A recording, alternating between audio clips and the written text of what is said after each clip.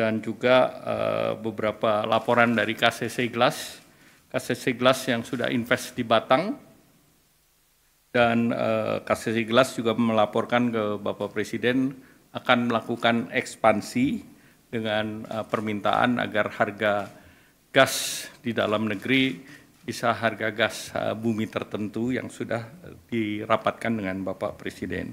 Assalamualaikum warahmatullahi wabarakatuh. Salam kita semua, teman-teman media cetak, media elektronik.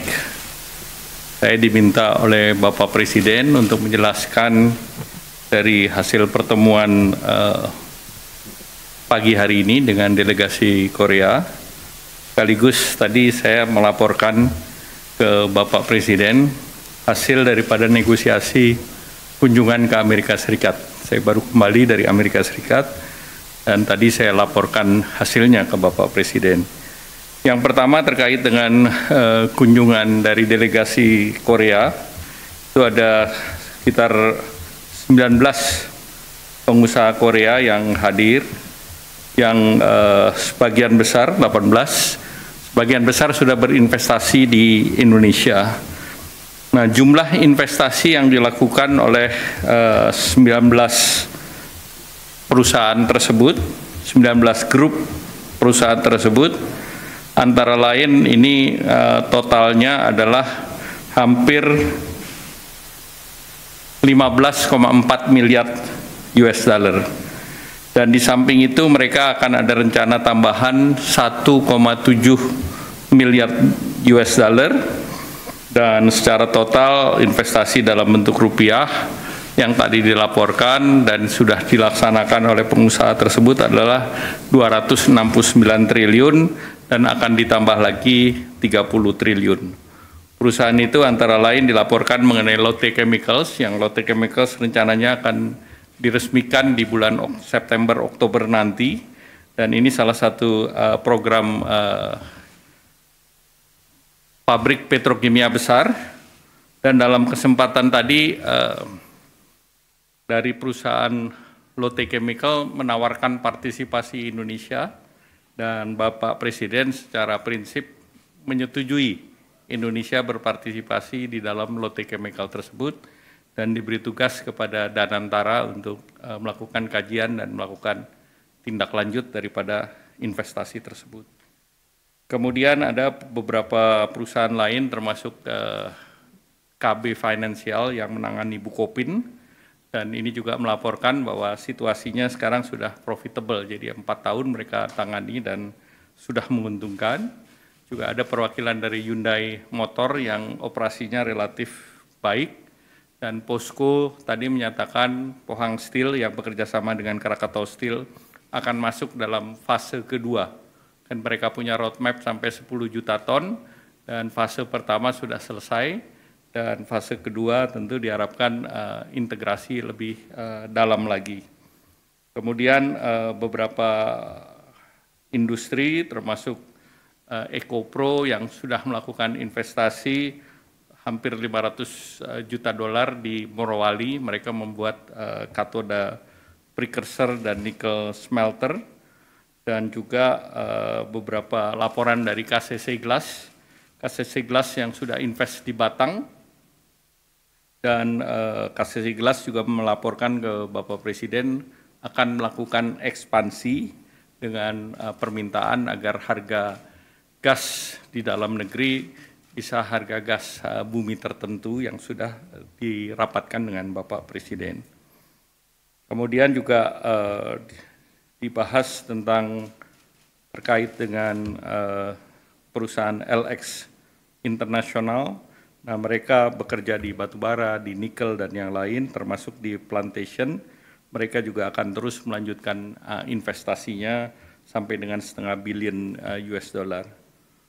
Kemudian beberapa perusahaan yang terkait dengan pertahanan seperti Songsan, dia produksi amunisi, ini juga sedang berbicara dengan pemerintah.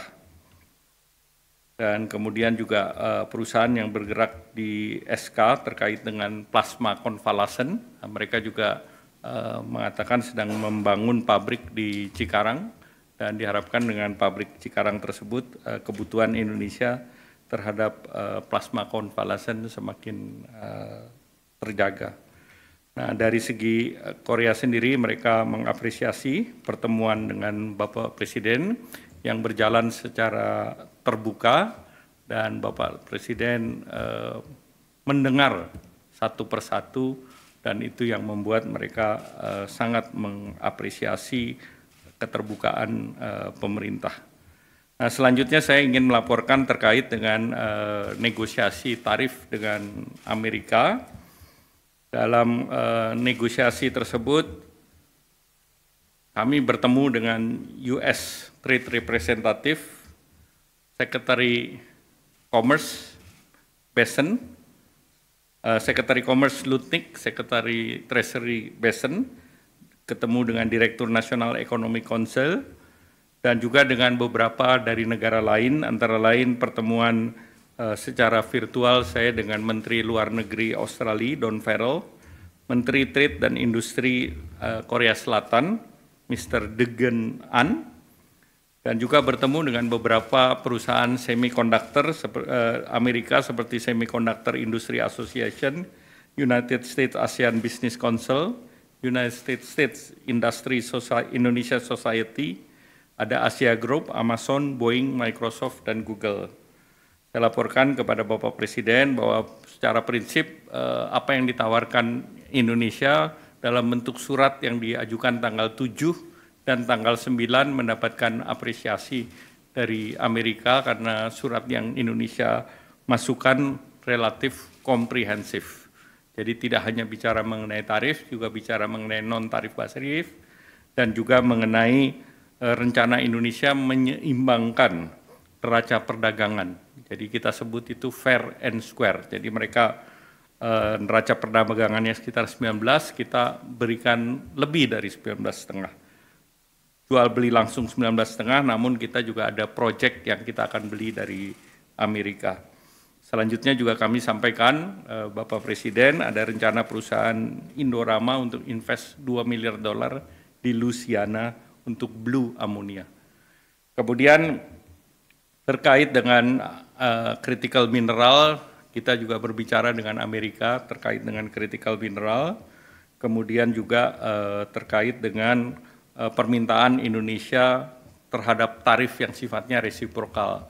Artinya untuk komoditas-komoditas utama Indonesia yang ekspor ke Amerika, Indonesia minta agar tarif kita setara dengan negara lain, apakah itu Vietnam, apakah itu Bangladesh, sehingga kita dengan yang lain itu dapat equal level playing field. Nah, kemudian tentu ada hal-hal lain yang sifatnya teknis seperti kerjasama pendidikan, sains, itu juga kita terus dorong.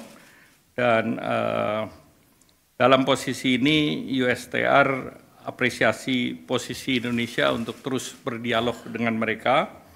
Kemudian Amerika Serikat menugaskan USTR untuk berunding dengan Indonesia.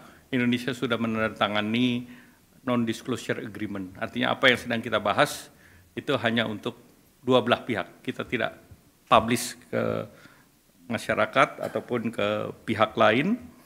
Dan secara geopolitik tentu Indonesia dianggap penting oleh Amerika, dan tadi saya lapor Bapak Presiden memberikan arahan bahwa apa yang kita tawarkan itu adalah win-win solution, dan kita tidak membedakan satu negara dengan negara lain. Jadi artinya relatif apa yang kita tawarkan adalah apa yang sedang kita lakukan di dalam negeri, terutama salah satunya adalah untuk melakukan deregulasi, kemudian juga melalui Satgas yang dibentuk.